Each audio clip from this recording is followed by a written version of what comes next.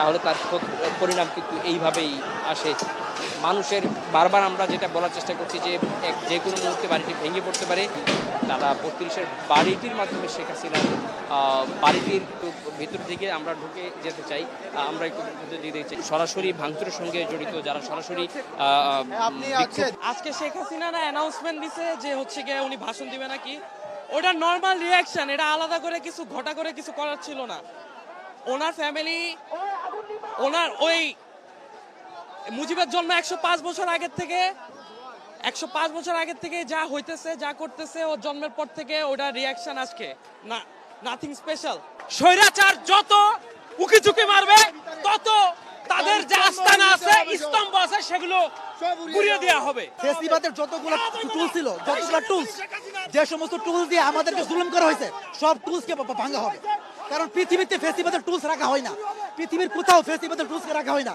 অতএব ফেসিবাদের যত টুলস ছিল, যে সমস্ত টুলস দিয়ে আমাদেরকে মারা হয়েছে, খুন করা হয়েছে, সব ভাঙা হবে। এটা হচ্ছে আমাদের দাবি। ফেরাউন নাকি মৃত্যুর আগে তওবা করতে চেয়েছিল, কিন্তু হাসিনা হচ্ছে এমন এক ফেরাউনের চেয়ে বড় ফেরাউন যে কিনা হাজার হাজার ছাত্র জনতাকে হত্যা করে, হাজার হাজার আমার ভাইদেরকে আহত নিহত, কারো চোখকে ধ্বংস করে, কারো হাত পাকে নষ্ট করেও সে কোনো অনুশোচনা করতেছে না।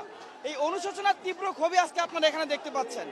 আমরা বলবো যে ফেরাউন মৃত্যুর আগে হচ্ছে তওবা করতে চেয়েছিল, কিন্তু হাসিনা তারপরে তওবা করতেছে না, তারপরে তার দোসর এবং তারা কোনো অনুতপ্ত বোধ করতেছে না। সুতরাং হাসিনা এবং হাসিনার যে সমস্ত রেসপন্সাররা রয়েছে, তারা হচ্ছে ফেরাউন হচ্ছে বড় ফেরাউন। ফেরাউন তাদের কাছে ফেল। আমরা এখানে ফেসিবাদের কবরস্থ করার জন্য এখানে আসছি, এবং এটা বলতে চাই, সামনে যারা ফেসিবাদ হবে তাদের অবস্থাও এমন হবে। আরেকটা বিষয় বলতে চাই, এতগুলো ছাত্র হত্যার পরেও, এতগুলো মানুষ হাসপাতালে দৌড়াদৌড়ি করার পরেও এখন যারা ফেসিবাদের জন্য মায়া কান্না করে, তারা হচ্ছে এই দেশের শত্রু, তারা হচ্ছে জাতীয় বেঈমান। জনতা, সারা বাংলাদেশের জনতা জেগে উঠে তাকে তসনস করে ভারতে পালিয়ে যেতে বাধ্য করেছে। এই ফ্যাসিস্ট শেখ হাসিনাকে আর কোনোদিন বাংলার মাটিতে ফিরতে দেওয়া হবে না।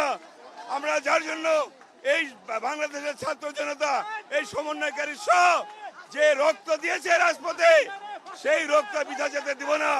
আমরা কোনোদিন এই ঢাকাকে দিল্লি হতে দিব না। আমরা কখনো দাবিদার মেনে নিব না। আসলে অনেকে এখানে অংশগ্রহণ করেছেন আন্দোলনে, কিন্তু তারা সরাসরি কথা বলতে চান না। তারা আন্দোলনে অংশ নিয়েছেন, কিন্তু সেভাবে তাদের মন্তব্য আসলে গণমাধ্যমে জানাতে অতটা উৎসাহী নন, এরকম মানুষকে আমরা দেখেছি। পৃথিবীর কোথাও ফেসিবাদের টুলসকে রাখা হয় না। অতএব ফেসিবাদের যত টুলস ছিল, যে সমস্ত টুলস দিয়ে আমাদেরকে মারা হয়েছে, খুন করা হয়েছে, সব ভাঙা হবে। এটা হচ্ছে আমাদের দাবি। আমরা শুনেছি যে একটা আসতে পারে, বুলডোজার আসতে পারে। আমরা শুনেছিলাম যে ফেরাউন নাকি মৃত্যুর আগে তওবা করতে চেয়েছিল, কিন্তু হাসিনা হচ্ছে কেউ হয়তো তুলে আঘাত করছে।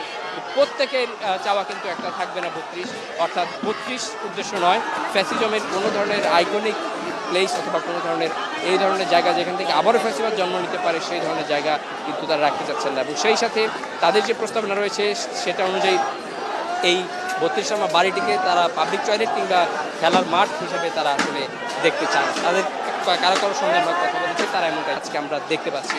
এবং বারবার আমরা যেটা বলার চেষ্টা করছি যে যে কোনো মুহূর্তে বাড়িটি ভেঙে পড়তে পারে, কিন্তু সেই ঝুঁকির কথা তারা জেনেও আসলে কোনো ধরনের তারা এখান থেকে যেতে যাচ্ছেন না। তারা তাদের শেখ হাসিনার সঙ্গে যে তাদের এই ৩২-এর বাড়িটিকে তারা বেছে নিয়েছেন, তারা ৩২-এর বাড়িটির মাধ্যমে শেখ হাসিনার বাড়িটির যখন একসঙ্গে ধসে পড়বে, সেই সঙ্গে হয়তো তারা শেখ হাসিনার যেই বিবর্ণ মুখটার চেহারাটা রয়েছে, সেই চেহারাটা তারা আসলে কোনোভাবে অনুভব করবেন কিংবা তারা চিন্তা করবেন, তারা ধারণা করতে পারেন।